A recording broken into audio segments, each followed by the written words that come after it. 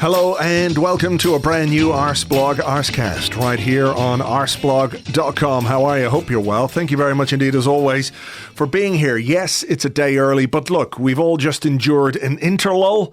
There hasn't been much going on. We're all just sitting around hoping, waiting, praying that all the players who went away with their countries have come back without any injuries, without any issues, without any problems, and that we can have a relatively clean bill of health going forward, going into some very important games. December, as we know, is always busy, but it's important too. Those games around the festive period, the table can change quite a bit. So we're hoping on Gabriel Jesus that he's okay. He's going to come back, and we'll talk about him in a little while, because this is a two-parter. We've got two guests for you today. A bit later on, I'll be chatting to Tim Stillman about Gabriel Jesus, but also about Arsenal women and about a big piece that he did this week on Arseblog News about the lack of diversity within the Arsenal women first team squad. Why has that happened? What's going on there? And what is being put in place to address that? Tim wrote about it during the week, but we'll talk about that and Gabriel Jesus as well. Another big thing in the news this week, of course, was the Premier League clubs taking a vote on loans between associated clubs. As we know, that was defeated 12-8. We're going to get into the nuts and bolts of that and discuss the multi-club ownership model in general, some of the wider implications of that, sporting and otherwise. And who better to discuss that with than Philippe Auclair. Hello, Philippe. Hello, Andrew. Hello, everyone. This week saw the Premier League clubs take a vote on whether or not there should be a ban on loans between associated clubs. That vote was defeated 12-8. We can get into the nuts and bolts of who did what and all the rest of it in a couple of moments' time. Mm-hmm. I know that there are rules within the Premier League that anything new has to be ratified by the member clubs and all the rest of it. But given the state of play, is it not slightly ridiculous that the Premier League has essentially asked some of these turkeys to vote for Christmas, and these aren't turkeys? They're too smart to do that. Yes. It is an interesting consequence of the two-thirds majority rule. On one hand, the two-thirds majority rule has enabled to avoid quite a few bad things in the past, and certainly has slightly lessened the power of the big six or big seven within the Premier League, because obviously they need the Burnleys and the I was going to say the Southamptons, but they needed the Burnleys and the Southamptons in the past. A bit like in FIFA, Montserrat has got the same weight as Germany when it comes to a vote, when there is a vote, because these days there's no longer votes at FIFA. It doesn't matter. But yes, it is an oddity. It's very often when you look at it from the outside, from other countries, people often ask me if that is right, if that is correct, and it seems very strange to them. But that's the way the Premier League was constituted, and again, at times, it has played in favour of what we would like to call football, and at others, like certainly on this occasion, it's been quite shocking to see that 8 clubs, which were solely motivated by self-interest, have been able to defeat a motion that would have put some semblance of order in the House of Football until a proper resolution was passed at the end of the season. Because that's the other thing. This motion was purely it had a time limit. It was time sensitive. Yeah. It was for a short term. The idea was not to prevent club from using sister clubs to do various deals. It was just to mark a pause and until a proper resolution had been passed, perhaps at the end of the season, and which would be then applied for until such time when it was changed again. Sure. So even that was too much for those guys, which means that they were looking at what's going to happen in January, basically. And they didn't want to set a precedent either. I mean, it's the two things: no precedent, and also we want to do what we want to do in January in the transfer market. And obviously, when you look at the people who have voted against the motion, and you see that all of them have got their own interests at heart, and all of them had something to preserve. Sure. in that regard. So, I mean, when we look at the clubs involved, Manchester City, we understand because they own a whole load of clubs. Chelsea, again, the multi-club model is in place. Everton, you might say, well, this could be part of a bit of spite after their points deduction, which we might come to, but they are in the process of being taken over by 777 Partners, which have interests in many clubs around the world. For how long, we'll have to wait and see. There was, of course, Newcastle, who don't so much have a sister club or sister clubs as a sister league of players to choose from.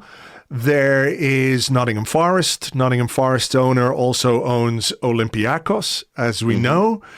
A couple of slightly surprising ones. Sheffield United do have a Saudi Arabian owner, but the club has been sort of up for sale. Do you think that perhaps there has been a sort of coordination across those sort of national connections in Saudi Arabia, that it might be helpful for Newcastle if Sheffield United voted for this? Because it seems to me like Sheffield United, as it stands, would be one of the clubs who should be opposed to a motion like this, because in essence, it would make life more difficult for them.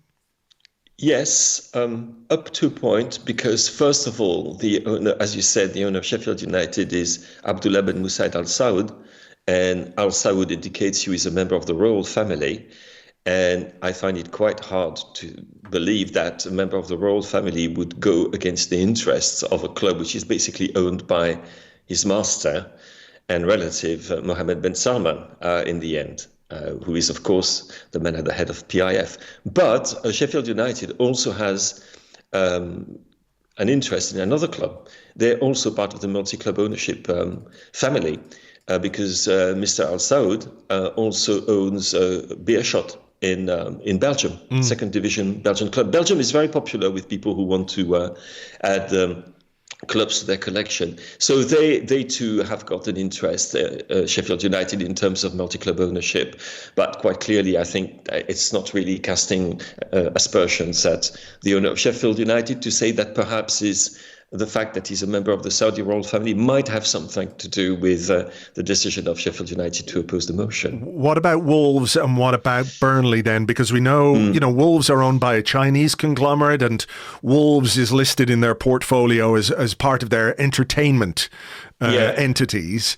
Yeah, they may well have plans similar to perhaps the what do you call it, an investment fund, a hedge fund, whatever that owns Burnley. They may well have plans to move into a multi-club model as well, hence their decision to oppose this. Yes, Wolverhampton Wanderers, I think it's because of their relationship with the Swiss club Grasshoppers from Zurich, with whom they've got a very close relationship, which might be getting even closer. That's one thing.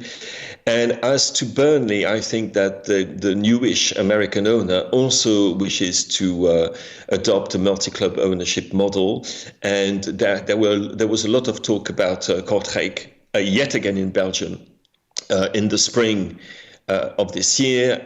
I don't think anything happened. I have to say, the Burnley-Kortrijk story is not one I've been following very, very closely, but I know it was there. So when you look at it, all 8 clubs which oppose the motion have got a finger into MCO one way or another. It can be in a huge way, like Manchester City, who have now 12 clubs as part of the City Football Group, which is by far the most successful of all multi-club ownership entities. Everton, I'm pretty sure it's because our friends from 777 have had a word with the current regime, if you can call that a regime, and said, guys, we are a multi-club owner. We don't want you to start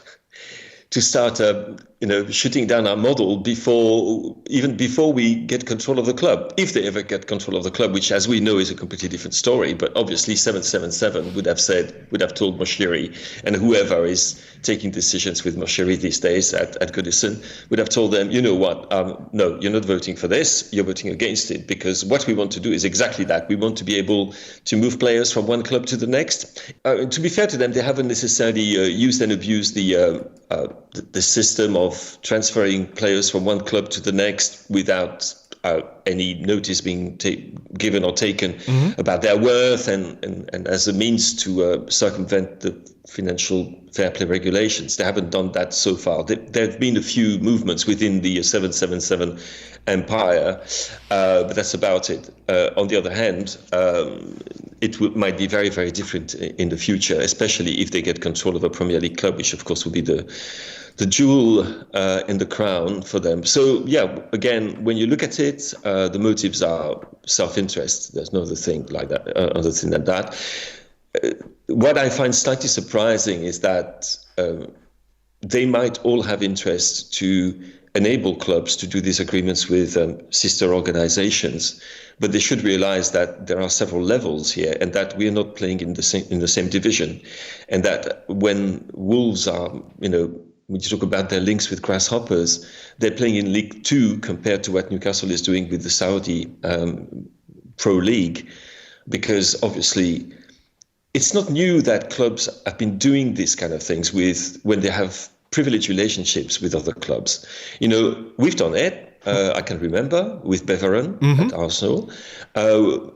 Brighton, who voted against the motion. I was going to ask you about that, because Tony Bloom obviously is the owner of Brighton, and it's Union Saint-Gilloise. Union Saint-Gilloise, but this would actually give substance to the claims that have been made, and for a while now, that actually Tony Bloom has withdrawn most of his interest from Union Saint-Gilloise, and that the current chairman and owner, I think he has 75% of the shares, who is a very close friend of his, but that the two operations are now distinct. I have to say that in this context, I must say I've slightly changed my view of what's happened with Brighton and Saint-Gilles, is that I think their model is quite virtuous, actually, because they haven't, it's worked to the benefit of both clubs. You see with Kaoru Mitoma, for example, how they were able to use Saint-Gilles as a kind of finishing school for him. But that's worked for both clubs. And I don't think there's anything wrong with that. And there was no intent when they did that to circumvent financial fair play regulations. They just wanted to use a privileged relationship with another club, which as I said, other clubs have done it. We've done it. Manchester United used to have, it was almost like Royal Antwerp were part of Manchester United. Chelsea had a slightly more ambiguous relationship with Vitesse, but again, it was used for, I would say, the furtherment of players who showed great talent in their academies, and they wanted them to play in a competitive environment. I don't think there's anything specifically wrong with that. This is different. This is clearly aimed at enabling player movements which go against the letter as well as the spirit of fair play regulations, and to create an even greater imbalance between the haves and have-nots. And the fact that the most talked about transfer or loan transfer is that of Ruben Neves from Al Hilal to Newcastle. That is absolutely shocking, because that shouldn't be allowed to happen. He was bought for an absolute fortune by the Saudi club, and he can be loaned to Newcastle for a pittance, because the clubs can agree what they want between themselves, because they're the same club. And then just coming in January, when Newcastle have shown their limits, when they have been without several of their key players, and Sandro Tonali was going to be one of those, and as we know, is suspended for betting activities. And so you get Ruben Neves coming in for hardly any money, and it doesn't make a dent on your balance sheet in terms of financial fair play. And that is totally wrong. I mean, I think it should be absolutely obvious. And I'm pretty sure that if this were to happen, or if Jordan Henderson, for Christ's sake, was going to go to Newcastle, I think people would say, I think we have a problem here. This is not right. Well, I'd be all right with Jordan Henderson going to Newcastle, to be honest. But I know what you mean about the process of it. I mean, do you think that this is sort of a line being drawn in the sand to an extent? Because like you say, these relationships have existed between football clubs for a long time, and there is an imbalance, of course, and big clubs will always use things to their own advantage, but ultimately it is quite circular, or it can work both for the other club and it can work for the players as well, who are being sent out, who develop, who get playing time, who can mature as players and people and all the rest of it. You can see that there is there are benefits all round. Whereas something like this, like we haven't seen it yet, but is it a case of like, okay, once we cross the Rubicon, once that threshold is gone over, like what happens if Newcastle bring in Ruben Neves? Everyone will say, this is absolute bullshit. This should not be allowed to happen. But ultimately, because of this vote and because of the way football works these days, nobody can do anything about it other than talk about it on a podcast or give out about it in the newspaper column or say out loud to anyone who will listen, this should not be allowed to happen, but ultimately nobody can do a thing about it. You've written a piece, for Eurosport. It's out today. The headline, multi-club ownership of clubs. The Premier League gives itself a license to cheat. So this is like a new development, the next step in what multi-club ownership is actually for. It's not necessarily for the benefit of the smaller club, the fringe players, the youth players, and the big club. It is only for these big clubs owned by sovereign wealth funds or whatever it might be. Nation states. And just to add to that, I would say that if you look at Kaoru Mitoma, I'm going back to this example because I think it is actually quite significant. It is Brighton who actually bought him from Kawasaki. It is Brighton. It's not Union Saint-Gilloise. They bought him, so it is in their books. Then they loaned him for a season to Union Saint-Gilloise, where he was brilliant. Then he was brought back from his loan, being a better player, but they paid for him. Newcastle haven't paid for Ruben Neves. PIF is paying for Ruben Neves. It's a completely different ball game. And I think that we have to be very clear about that because the system has been used, but it hasn't been abused to the extent that it can now be. And it will be because it's very simple. I wouldn't say we're totally toothless about that because there are two bodies who could actually do something about it. And these two bodies are UEFA and FIFA because UEFA will be directly impacted for that. But isn't Ceferin like a proponent of the multi-club model more than... He is. I mean, I was at the last UEFA Congress. There's one coming in February in Paris, but that was the last one in Lisbon in the spring. And at the end of the Congress, Mr. Ceferin gave a press conference, which was, a complete farce, basically, because... Well, it was a farce. But he was asked specifically about multi-club ownership, which is one of the biggest subjects there is in world football at the moment. And we were expecting words to the effect that multi-club ownership is something that UEFA has long stood against. We are aware of what is going on. We're looking at it. And in fact, the response was completely different. He basically said, well, we have to keep the door open for new ownership models. I thought, okay, all right, I think we get the message loud and clear here. UEFA is not going to do a thing about it, even though this type of arrangements will have just as deep an impact on the Champions League and the Europa League and the European Conference League that it will have on the Premier League or other national leagues. So it shouldn't be allowed to happen by UEFA, but it will. And then there's FIFA, because FIFA is basically the clearinghouse for all transfers. And there is nothing that would prevent FIFA from perhaps amending its regulations in such a way that this type of mechanisms can no longer be used by clubs. And if they do so, they face a transfer ban or things of that kind, which FIFA can very easily do, but they won't do it. Can you imagine 1 second Gianni Infantino, Saudi Arabia's greatest ally in world football, saying something about an amendment to a regulation which is in favor of Saudi Arabia's league and interest in the Premier League? Of course, it's not going to happen. No. So we found ourselves yet again confronted with this problem, which is a recurrent problem in 21st century football, is that we all know it's wrong and we all know it's going to happen and we know there's actually bugger all we can do about it.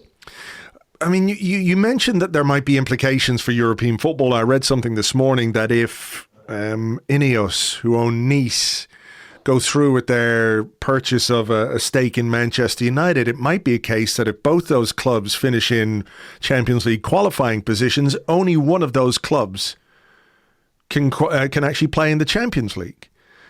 I mean, are there wider implications for the multi-club ownership model? Yes. That beyond the the finances and, the various ways that ownership model can be a channel for, I'm going to use the word corruption because, let's talk about it in the worst case scenario, that is, an obvious potential outcome of some of this. Yes, absolutely. But, financial and sporting and otherwise. But what about, what it might mean for certain football clubs and how their success might be impacted by the fact that the owners have got, let's say, a more important club in their portfolio? In the case of OGC Nice, if Ratcliffe is taking his minority stake in Manchester United, it's fairly obvious where the priority is going to be. I mean, OGC Nice will become a mere satellite. And we're forgetting the third, by the way, he also owns a Swiss club, which everybody's forgotten about already. Which is Lausanne, isn't it? Ratcliffe, I think it's Lausanne. So yes, that's exactly what will happen. There will be major partners and minor partners and partners which are there to, just to make up the numbers and to be used as conduits.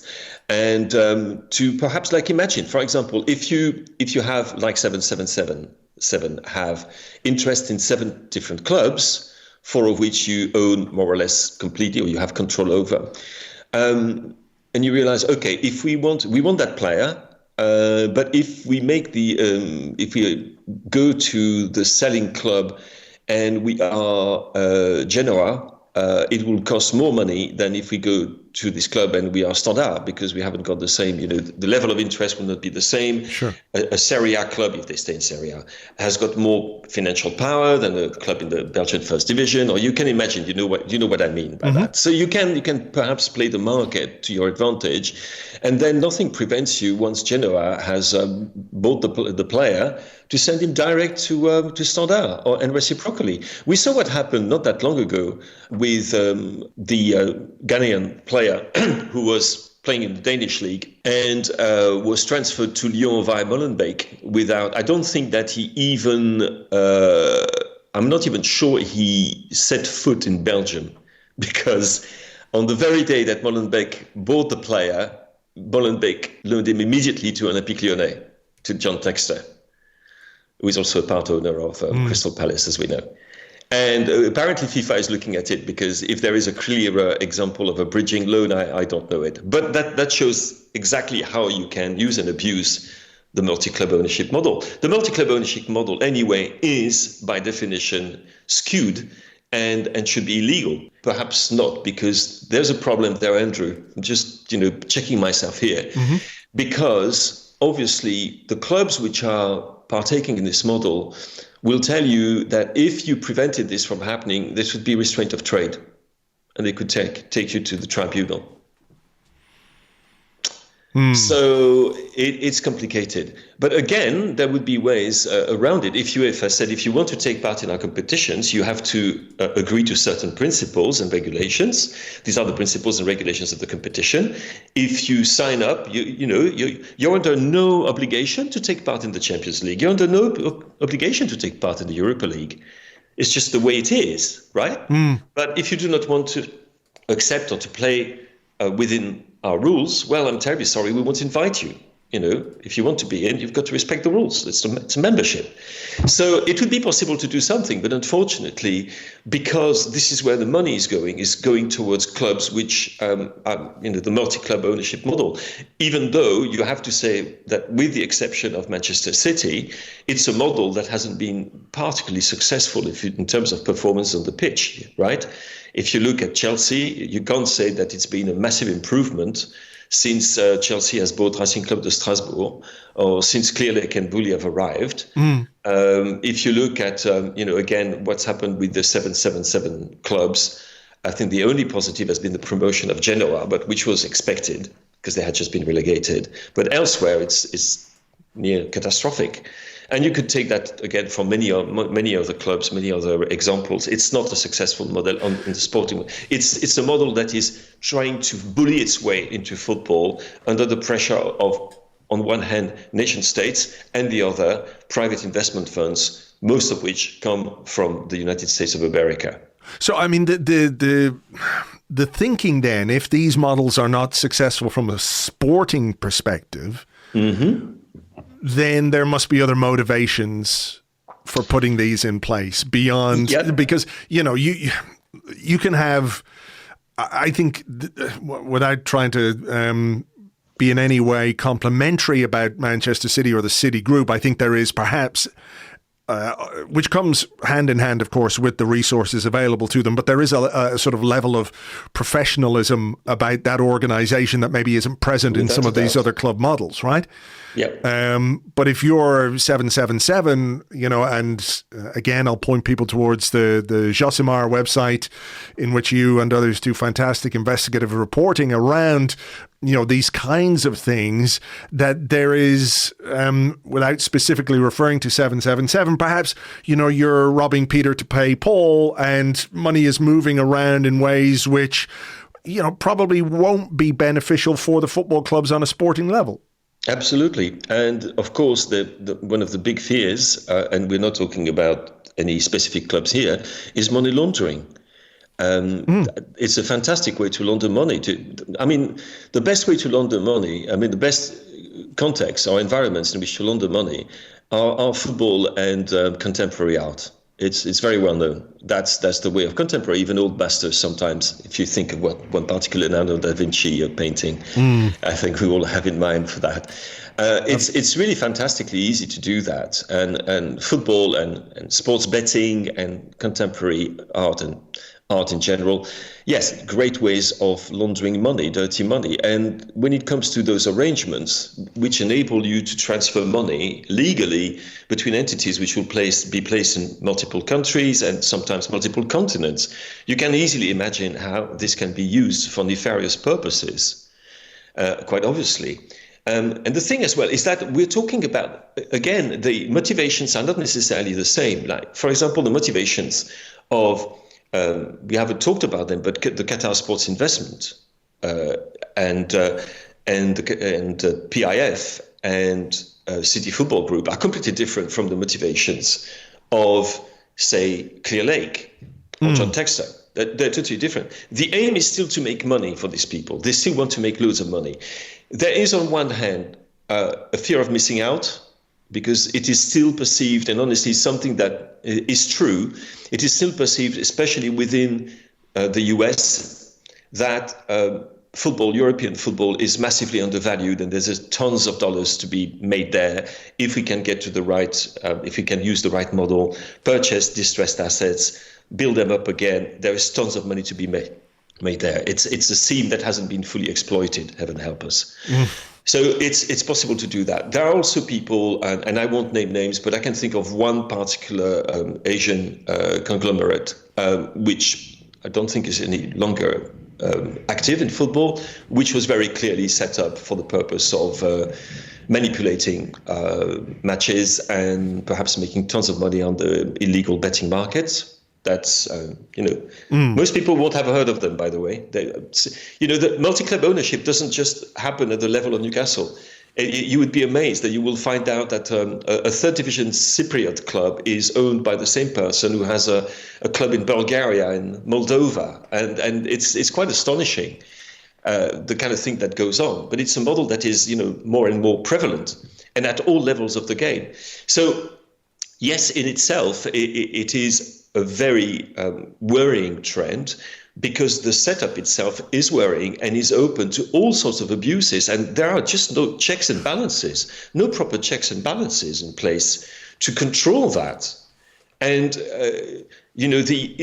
were Ruben Neves to move to Newcastle, we would have a perfect illustration of this, and people would be, incensed by it, and rightly so. But this is only the visible side of it, the visible part of it. There's far, far more happening. And it can be abused in so many ways. It's absolutely extraordinary. Say your club, for example, is competing in the Europa Conference League or whatever, and another is competing in the Champions League. The club which is competing in the Champions League doesn't have any more money to spend because of financial fair play regulations. The club which is in the Europa Conference League or not qualified for Europe doesn't have the same, if they are kicked out of the Europa Conference League, who cares? And if they're not competing in the UEFA competition, who cares? So Club B will purchase for $12 million, whatever, player Z, and then loan it immediately to the club which is taking part in the Champions League. And that's it. Done. Nothing to say, nothing to see here, sir. And it's obvious that if, especially in the world of football, if you give people this opportunity, I don't think that people are going to be too keen to refuse it. I think they'll jump on that opportunity and they'll use the system for all that it's worth. And which is why it is a decision, which is why I called it a license to cheat. And I think it is a license to cheat in a way. We shouldn't forget, though, that 12 Premier League clubs voted in favour of the motion. So against this, against enabling clubs to circumvent FFP rules that way. And I wouldn't say that they're necessarily extremely virtuous, but at least they showed some intent, whatever the reasons for that may be. I mean, how much do you think, given that the City multi-club ownership model has been in place for quite a while, are we still very much in the infancy of this kind of thing? Is it a case that organizations are sort of pushing to see how much they can get away with beyond, the very obvious ways of moving money around, which is tied up with players, because players, contracts, image rights, bonuses, agents' fees.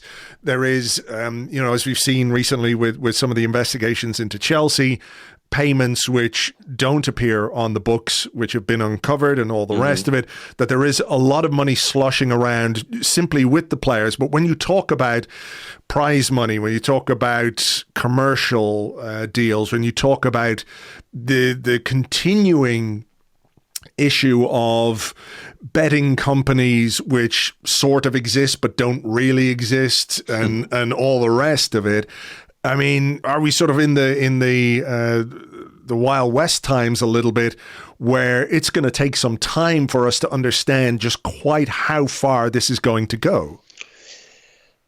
Yeah, I think where it's going, we have a fair idea where it's going. It's and the way to guess which direction it's going is just in your own mind, try to paint a picture of where you would want football to go, right? And then go in the opposite direction. And then go the other way. And the other way is the way it's going. Yeah. So whenever something, which means basically everything that is worth preserving is worth something, and therefore will be destroyed or exploited. That's the way it's going. And it's called capitalism, friends. And I think that's unfortunately a very sad truth. And that's the way football is going. The counterpowers which exist have yet to federate. There are some moves afoot which are led by fan organizations, which are trying to at least regroup on the European level to fight multi-club ownership. And one of the ways to do that is by creating a kind of lobby, basically, a supporters lobby, which is powerful enough and representative enough to have some political weight. And then what do? You go, and I'm afraid that you go to the European Commission. And unfortunately, United Kingdom is no longer part of that game. But you go to the European Commission, you go to the Council of Europe, you go to these institutions, and you try and put pressure on politicians to make them understand what the hell is going on here, and that there is a societal dimension, that there is a criminal dimension as well to all this, and that therefore, if the so-called governing bodies are incapable of governing football, somebody else has to do it. Which I think the case should be made for FIFA, because FIFA should be clearly disbanded, and the same goes up to a point for UEFA, because it certainly hasn't covered itself in glory since Mr. Ceferin was elected president and then re-elected without a vote. So you look at the governing bodies, you think they're not doing the work they should be doing. And the people who are the first people who are affected by what's happening in football, i.e. the fans and the players, are by definition the two categories of people, I should add the officials, and the coaches are the people whose opinion is never sought and doesn't count and counts for nothing. And so you have to change the impetus, and you can't turn towards UEFA or FIFA because they won't do a thing because they're part of the system. So you've got to go out of the system. So it means either what you have happening in Germany, for example, at the moment, where fans are starting to demonstrate in stadiums against multi-club ownership, and then move to the political level, which is to work with institutions, and particularly European institutions, to put in place regulations which will keep the world of football in check. I don't place really, really high hopes on the British football regulator because I think that the interests of the Premier League are such, and the way it depicts itself as a standard bearer for the greatness of England is going to protect them. And the fact that they've got so many supporters deep in power and in the House of Commons, I think it's going to be very difficult to keep these people in check. There might be the excesses, the worst excesses, I do hope so, will be corrected. But I don't expect the football regulator, especially the way that the rule has been defined or not defined in the white paper, to have quite the same power. And maybe, I hope I'm proved wrong, but I think if you want to, the problem is that the door has already been left ajar. And so what do you do if suddenly at European level people say, you know what, multi-club ownership, sorry guys, we can't have that. So what are you going to do? Are you going to turn towards the City Football Group and tell them, you know what, Girona, you're going to have to forget about that. You're going to have to forget about all these clubs you own. You've got to sell them. I don't think it's going to happen, is it?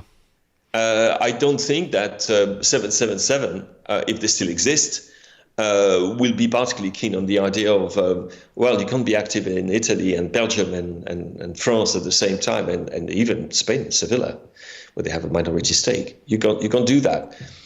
But the only thing you will be able to do is to say that from now on, this is over, or to put in place regulations which are such in the terms of movement of players from one club to the next, to guarantee the complete independence, saying, yes, you can own several clubs, that's fine, but there has to be absolutely watertight regulations in place which prohibit you from doing things you shouldn't be doing, which are affecting the balance of the game and the moral and sporting equilibrium of the game. But this could be put in place. I mean, the proof of it was given in that vote, because if that vote had gone through, if the motion had been voted in, we wouldn't be having this conversation, and we would actually be thinking, you know what, the Premier League was a force for good in this particular instance. But these things exist in real life, in society, in the world that we live in, right? Like, if I can't, for example, sell you my house or let's say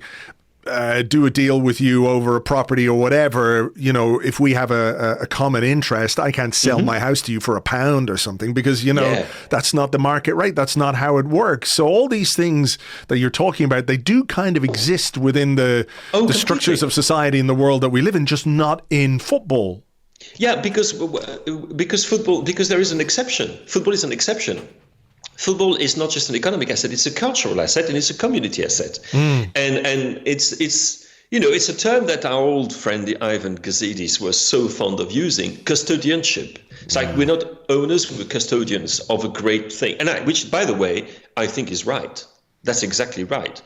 What is Arsenal Football Club? Arsenal Football Club is a history, a culture, and its fans. That's what Arsenal Football Club is. It's not a stadium named after a Gulf airline. It's not about American owners. It's about the people whose life is Arsenal, who are Arsenal. Mm-hmm. We are Arsenal. We've talked about that many times. Yeah. So football is different. It's different from anything else, which is why there is a sporting exception which is in place, at European level. And there are things which are done for sport which wouldn't be allowed to happen in other fields. And of course, there's an economic and financial dimension to it. And of course, people do all those deals all of the time in other fields. The difference is that here, what you're talking about is not a strict business transaction. We're talking about transactions which have a direct impact on communities, have a societal, cultural impact, which goes way, way beyond the purely economic dimension of the entities concerned. And because of that, there should be guidelines and in place. And I think we all agree with that. And by the way, if you went to those clubs, even to those clubs, listen to what they're saying, those multi-club owned, clubs, they will also parrot the same message of custodianship, of cultural asset, societal, community engagement. They will all put that across. And in fact, it's probably the first thing they're going to do because they want to convince you that they're proper football people. Otherwise, they wouldn't care. You don't do that if you do some kind of, not dodgy, but kind of legal operation with a friend about the purchase of this plot of land. And it's okay, it's a bit, but it's legal. This is different. You're not, when you buying, that plot of land for a pound or a euro, you're not impacting the life of tens of thousands of people. Sure. Here, this is what we're talking about. We're talking about an asset which is impossible, which is an intangible asset. It's not fungible, by the way. It's because it's real. It's intangible, but real. And it's that dimension which I think those people want to take out of the game. And basically they want to go to an American style, type of model in terms where, yes, you really move from club to brand, where there are still fans and who are passionate. They might be passionate Yankees fans or Lakers fans. They exist. But on the other hand, the thread has been broken, right? It has been broken. We all know that. You can move one team or one franchise from one city to the next and so on. It doesn't change anything. It's allowed. Who cares? And so they want us to take us in that direction. Those who are coming from the private financial sector. Then you've got the nation states. There's not an awful lot of them at play here because there couldn't be, because you need an awful lot of ready cash to do that. But the few who are there, they certainly intend to be as powerful as they possibly can be. Certainly the Emiratis.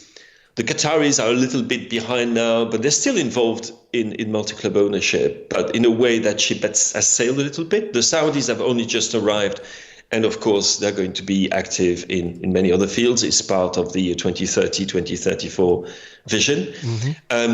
So their motivations are different, but the impact and the effect is the same, is that we move him away from what we understood as football is no longer the football that we are taking part in. In a way, we are consuming a product that is different from the product we think we consume, if this makes sense. It does. And look, there's so much more to unpack from this. And the idea that football as a sport and the sort of catchphrase sporting integrity is important becomes less and less credible the more that goes on and the more that you read and the more that you understand about all this. But we had better leave it there for now. The piece is on Eurosport. I'll put a link to it in the show notes. People can have a good read of it. As ever, Philippe, a pleasure. Thank you very much. Thank you very much, Andrew. Thank you very much indeed to Philippe. You can find him on Twitter. He is at Philippe Auclair, at Philippe Auclair. He's also on Blue Sky with that name as well, if you're a member over there. Philippe's column, which I mentioned in the chat there with him, is in the show notes. A link to it is in the show notes. It's in French, but of course you can just put stuff in Google Chrome now and translate it to English if your French is as non-existent as mine. And of course, Philippe does great stuff for Josimar, which is one of the only outlets doing proper, detailed, investigative reporting into the underbelly of football, as you might like to call it. You can buy a subscription there. It's relatively cheap. JosimarFootball.com is where you need to go for that. Okay, as I mentioned, this is a two-part show. With me now to talk Arsenal women, Gabriel Jesus and more. It's Tim Stillman. Hello, Tim. Hello there. You wrote a very big piece last week, and it was published this week on Arseblog News, with regards to the Arsenal women's team, and it stems off the back of a reaction to the team photo, which was published a few weeks back. Maybe just for those who haven't been on top of this, what was that reaction and why was there a reaction to that photo? Yeah, sure. So the reaction was the fact that there are no visible there are visible players of colour in the Arsenal women's squad at the moment, and this is something that when Arsenal put the official first team photo up, it got a lot of traction, a lot of reaction on Twitter, a not very helpful Daily Mail article, if you can conceive of such a thing. Imagine. To fan the flames a little bit, the Daily Mail of all publications. But more seriously, yeah, like a lot of people noticed straight away that no players of colour in the Arsenal squad. And obviously that's even more of a thing, I think, for Arsenal, just because of the history we have on the men's and the women's side as well. So you've only got to walk around the Emirates Stadium and you'll see Anita Asante, who I spoke to for the piece, Rachel Yankee, Mary Phillip, Alex Scott, completely ubiquitous on our screens now, on the side of our stadium. So it's the women's side and the men's side have obviously got a really proud history, certainly of black representation, less so South Asian, and that's I think an issue across the men's and women's game. But so a lot of people noticed that, and to be fair, a lot of people I think had noticed before. I've certainly had a lot of questions on Twitter about it from people. You know, why is this? This looks a bit weird to me. So I really felt that we should cover the subject, but cover it properly. So it took a couple of months really to put together off the back of the kind of I say the furore. I don't want to call it a furore actually, just because I think it's right that people notice things like that and ask questions about it. And so I don't think it was misplaced. So I don't want to make out that like people were being unreasonable to notice that. They weren't. But I really wanted, I think, we have a good reputation for our women's coverage, and I felt we should cover that subject, but that we should do it properly, which is why it took a little while, because what I didn't want to do was just write an opinion piece, me, 39-year-old white man, saying, well, this is all the stuff I've read about, because this has been a subject in the women's game for a long time. This isn't something that just popped up when the Arsenal team photo popped out.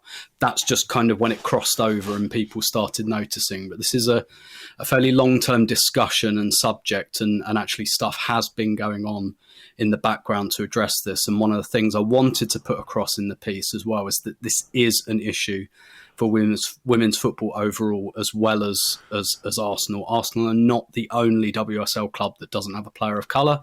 Everton don't either. And the numbers of players of colour in the England team have dropped dramatically over the last 10 to 15 years. And there are a multitude of reasons for that. And I really wanted to get to those in the piece by talking to people with direct experience and knowledge of those issues. So, in talking to those people, and without going into all the details, because what I'll do is I'll obviously put a link in the show notes. People can go and read this piece and read, what the people you spoke to talked about with regards to this subject. But, why is it that a club like Arsenal, which is incredibly diverse, from top to bottom in terms of, staff, players, fans, from the area within perhaps, one of the most diverse areas in London, if not the UK, why, a Cliff Note explanation as to why that diversity is not present within the women's team? Yeah, so let's start with Arsenal and the first team. One of the people I spoke to for the piece was the academy manager. I'll come on to in a minute why I did that and what that kind of, I guess, the club's efforts underneath that have been ongoing for a while, like I say, not just as a reaction to this kind of reaction, as it were. But for Arsenal in particular, so most WSL clubs, you could count the players of colour on one hand. And I do have to say, I didn't want to put this in the piece because I wanted to keep the piece focused on the matter at hand, and because it was important, and I didn't want it to be my voice. I think there are a lot of WSL clubs who are hiding behind Arsenal on this and are happy for Arsenal. Well, I say happy, but have allowed Arsenal to soak a lot of this up when most of them maybe have one or two players of colour, aren't doing that much better on this subject. But from Arsenal's point of view, one of the reasons it's so stark is Arsenal have a Swedish manager and recruit heavily from Scandinavia. And certainly the picture in Scandinavian women's football is that it's mainly white women. That's not an unreasonable thing for the manager to do at all, not just because it's a market he knows. It is the best market in women's football, Scandinavia. So Scandinavia was really the first place that really put time, effort and resource into women's football. So it is a big hotbed of talent. The Swedish national team always get to semi-finals and finals of tournaments. They're big. They've kind of been, their league has been overtaken by England and Germany and probably Spain, but the talent is there, and the talent there is some of the best talent in the world. So if you can get an advantage in that market, I'd compare it to Arsene Wenger buying from France in the 90s. Sure. It's very similar. So if you've got an edge in Scandinavia, you use it. But also, you know, Arsenal had an Australian manager before that. They have Australian players as well. And again, the picture for women's football in Australia is that it's kind of mainly a white women's sport at the moment. So there are little things and there are little bits and pieces around the first team recruitment.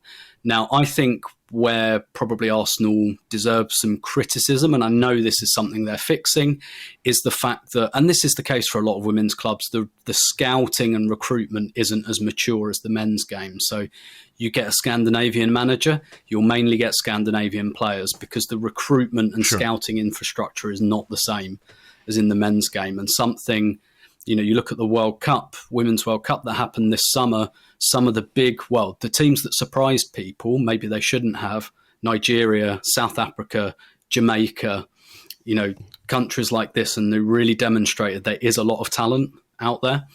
So around the first team, there's definitely something about the recruitment. Underneath that, there's lots of socioeconomic factors, and they're not just restricted to race. I think this is true of white working class girls as well. Lots of, they were called regional talent centres for girls, were closed by the FA about 15 years ago or so in places like Romford and Hackney and West London, and largely inner city areas. So recruitment at a grassroots level has become very biased towards largely white areas. And as much as we kind of say Arsenal is a North London club, and it is, Arsenal women play in Boreham Wood, train in St Albans, you know, have connections to local universities, so that they've been a bit more Hertfordshire. And in the piece, it goes, I speak to the academy manager, and he talks about how they're making more efforts, greater efforts in inner cities, but also things just like closure of spaces, public spaces. That's something Anita Asante spoke to me about. She said, when I was younger, I was playing on tennis courts and basketball courts with other kids from my estate, and they've all gone. Basically, they've all been built on. So it's harder to, or it has been anyway, harder to surface some of that talent. I do think that's about to change.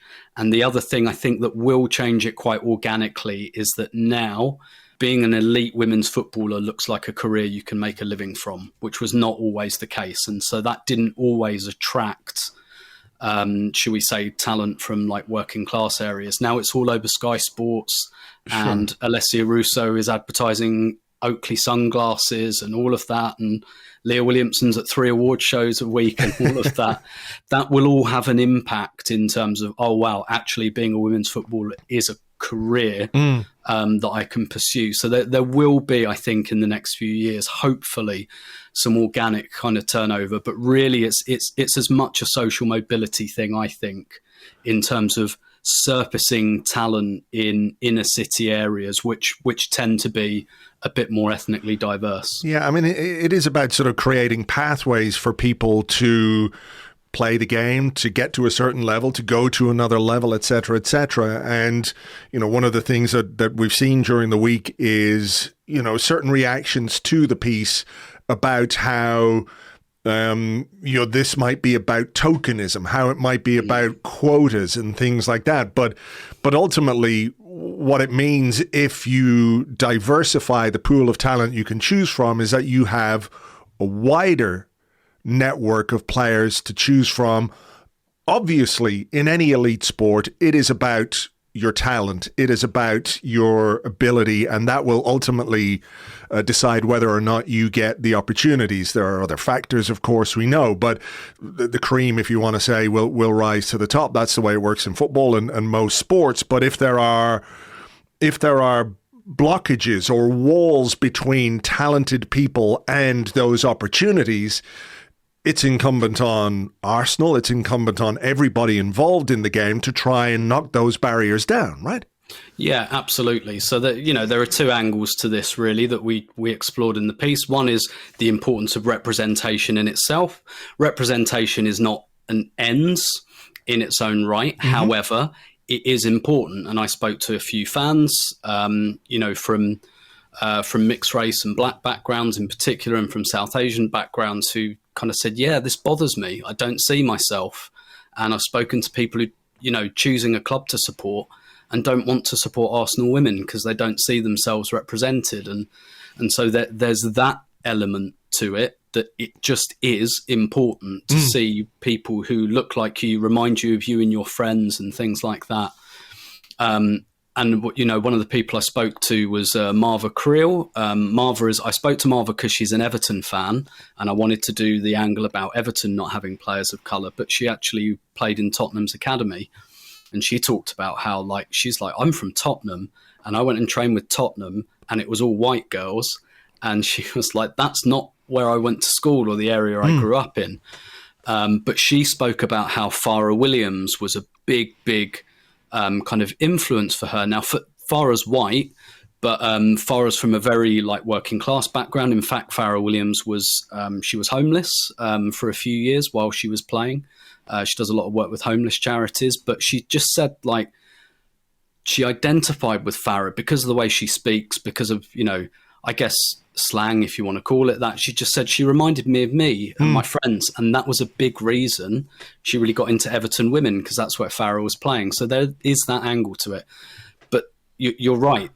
Arguably, it's not for me to say which is the bigger angle, but the fact is, I don't know how anyone could possibly argue, the people that make that kind of, surely you just want the best talent. Yes, exactly. That is exactly it. And we're not getting it. When you're not, why would you possibly argue against every single person having a level playing field and then letting them compete? That's what this is about.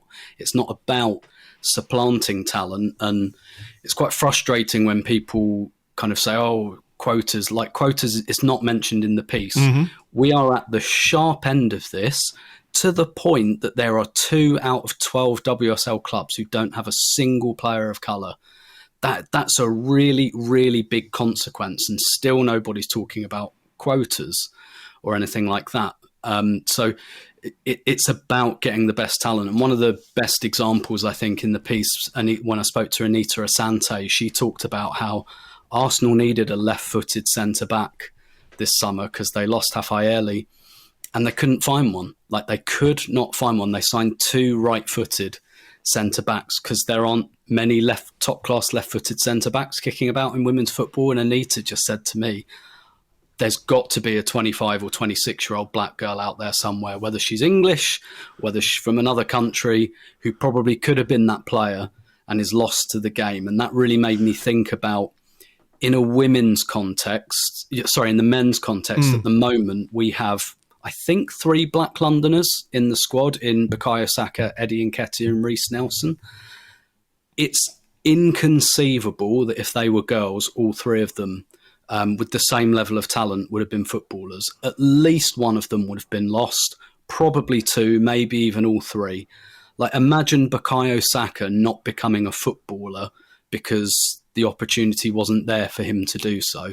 That's as stark as I can put it. And if Bukayo Saka was a girl, that's incredibly likely to have happened. So that shows you we're losing talent, and that's a big part of the point of this. To what extent now does the increased profile of the women's game, the greater resources that are now available to clubs, there is a deal, of course, with Sky Sports, and that brings in money. And I know that, many of the women's teams are, how do you put it, not necessarily loss makers or whatever, but they're sort of funded from within the club. And obviously there are different dynamics in that. But this greater profile, with the success of the World Cup, with the success of the Lionesses, how much is that going to help football, I think the wider women's football world, address this issue for the benefit of all the players and all the teams, because, you know, you could, I suppose, if you wanted to make an argument that you're sort of restricted by the resources that you have available to you, and it's difficult to scout, and it's difficult to set up centers of excellence and things like that. As more money comes into the game, is there a need, let's say, to prioritize a certain amount of that money going back into the game rather than player wages and recruitment and those kinds of things? Yeah, a lot of this is already happening, to be honest. And so the FA are not a body I would often speak that highly of. They have got a lot of things right around women's football in the last 15 to 20 years. That's why England have won the Euros and gone to a World Cup final, and why they have one of the deepest squads in the world. Like the FA has invested. And this issue I mentioned earlier around closure of regional talent centres, like they realised I guess they'd say unintended consequence, again, of closing those, and what that would do to the talent, particularly from people from certain backgrounds. Now, clearly that comes down probably to a lack of diversity as well. I'm going to speculate here because I don't know, but when those decisions were made, were people from working class areas, were black women, Asian women involved in those discussions when it happened? Possibly not. And therefore, that's what happens when you have a lack of diversity. You don't immediately see all the consequences of the things you do. However, that has been addressed. Like I say, this has been a conversation in women's football for a few years now. And so one of the things the Arsenal Academy director, James Honeyman, told me was that actually they've reopened a lot of kind of talent centres, and now they're at a stage where they say every girl in the country is within 30 minutes of a kind of indoor talent centre. So a lot of this stuff, I think, and I hope that in a couple of years you'll really start to see. And if you look at the Arsenal under-21s at the moment, it's a better picture. And I put the picture in the piece of a picture of the under-21s at the moment. And you know, there's talent coming through like Michelle Aubameyang, who's going to sign a professional contract in February when she turns 18. She's already scored for the first team. There's a girl called Araya Dennis who's out on loan at Crystal Palace and doing really well, scored again last night, actually. So, like, the under-21s looks a bit better. And again, that's a bit because of the FA. And that is because, again, Arsenal recognised this issue, I think, a few years ago as well. It's just, it takes a little while. It's almost like the refereeing discussion, right? You want better referees and you've got to train them up and all that, but actually that takes a few years to filter through. So I don't, again, it's not for me to be complacent about, but I think it certainly sounds like the picture will be better. On England winning the Euros, I mean, that you could look at it two ways. Like, yes, that and clearly that's led to a boom in interest.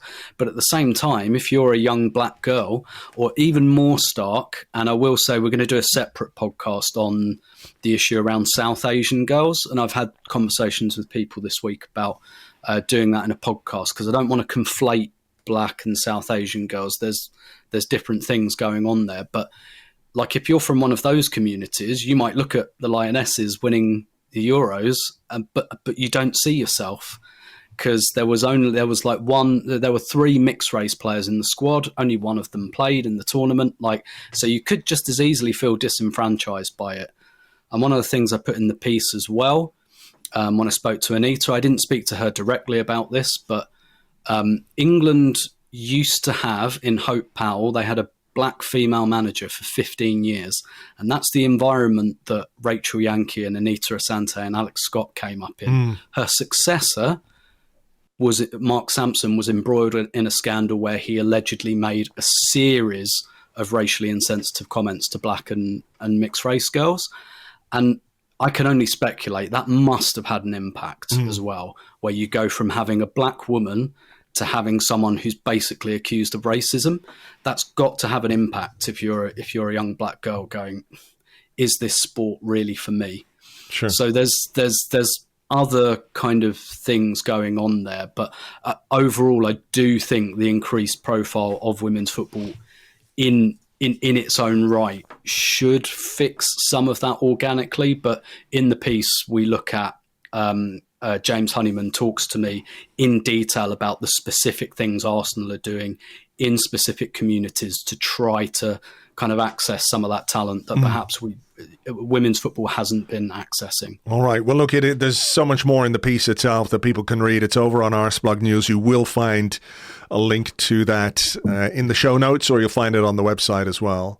Can I just add, before we move on the piece as well, I do want to say I think Arsenal deserve credit for engaging on this subject. They put out the statement, and I spoke to them for a while about the fact that I was going to do this piece, and I asked if I could have, and I wondered about how best to do it, because obviously we don't want to just write Arsenal's PR for them, and I don't think Arsenal want that either. Sure.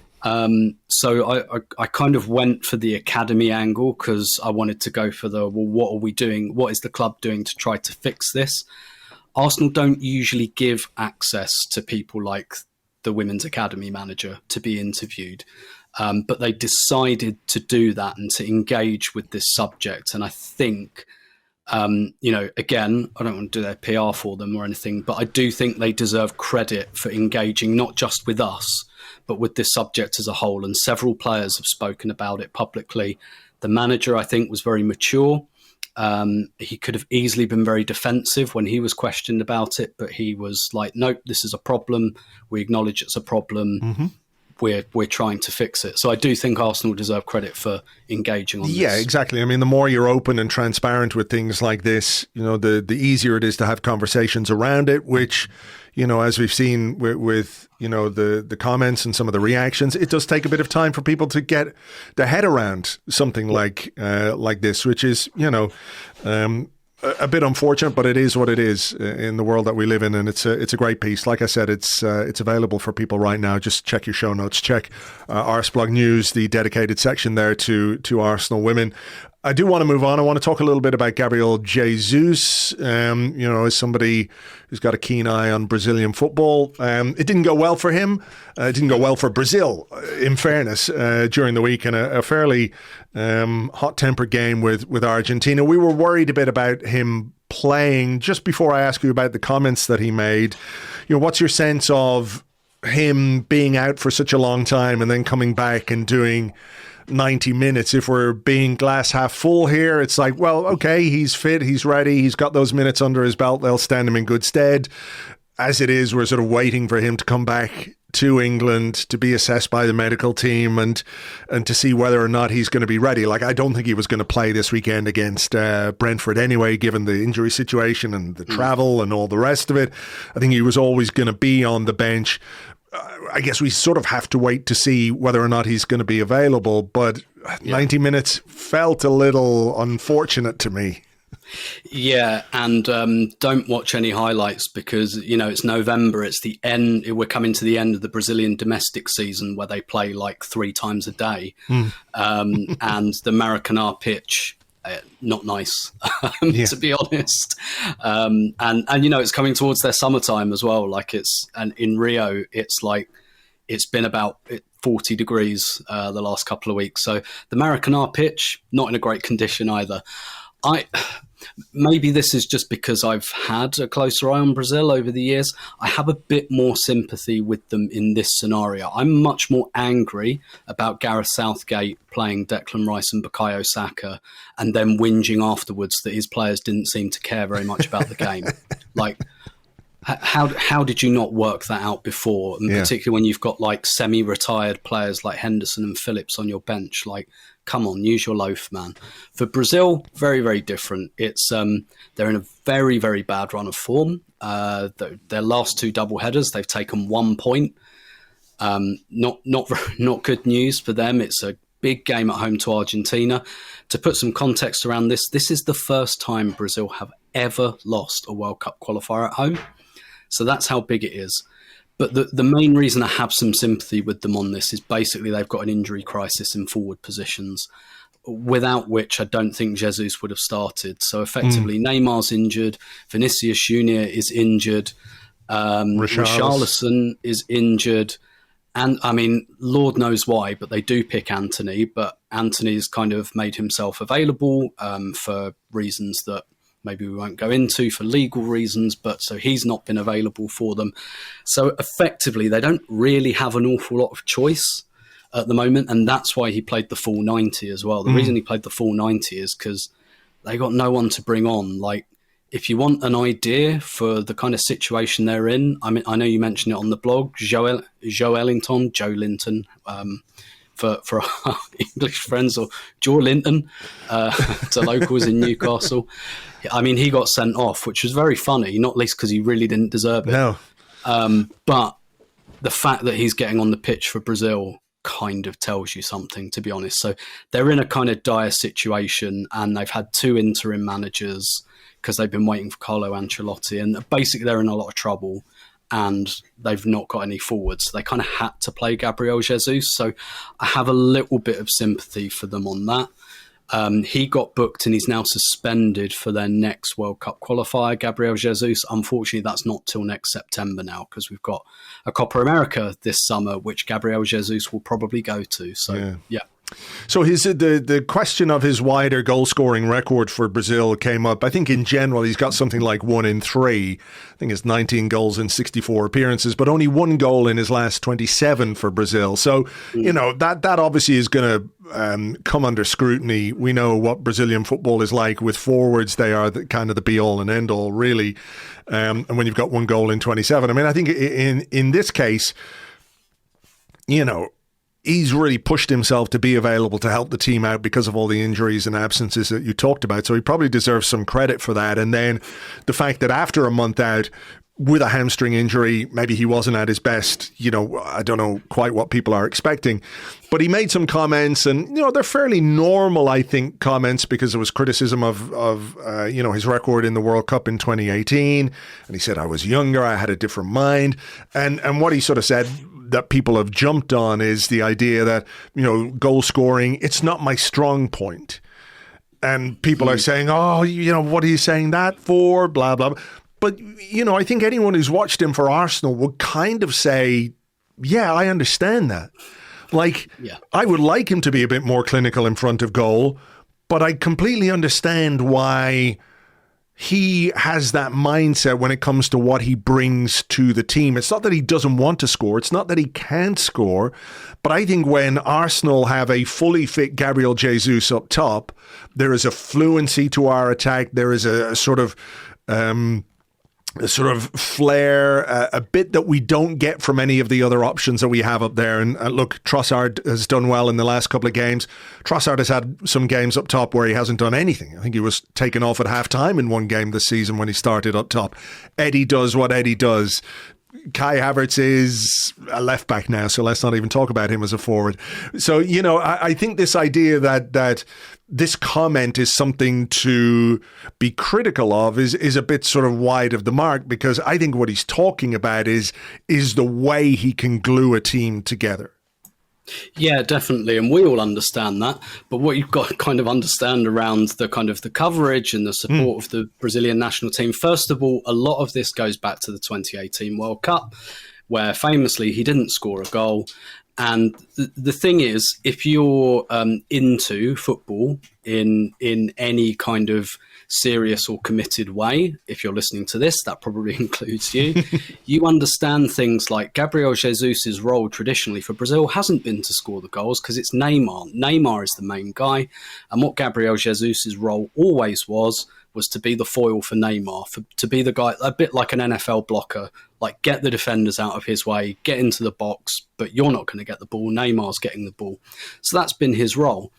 But, you know, it's kind of, I think this happens in a lot of countries around national teams. You get a bit more kind of casual interest, and then you multiply that by Brazil, which is, you know, 210 million people, and their national team has this very, very proud history of winning 5 World Cups and everything like that.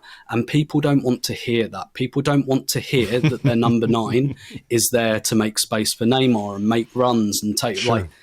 So the 2018 World Cup, they didn't perform and he didn't score a goal.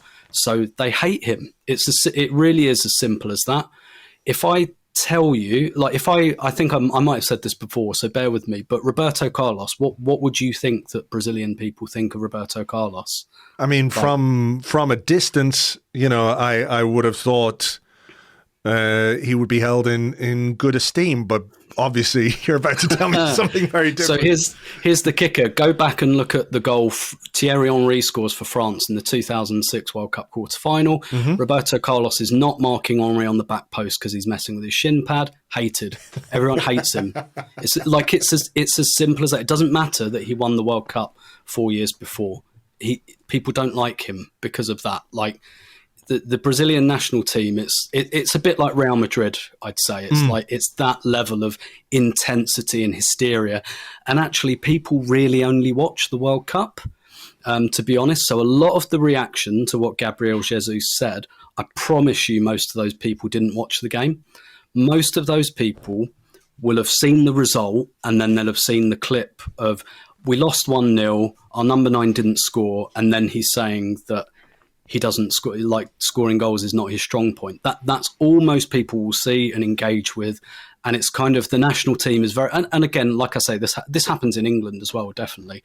I've just been whinging about Declan Rice and Bukayo Saka. How much of the Macedonia game do you think I watched? So I'm not saying that I'm above all of that, but he has a hard time back home. And that's one of the things.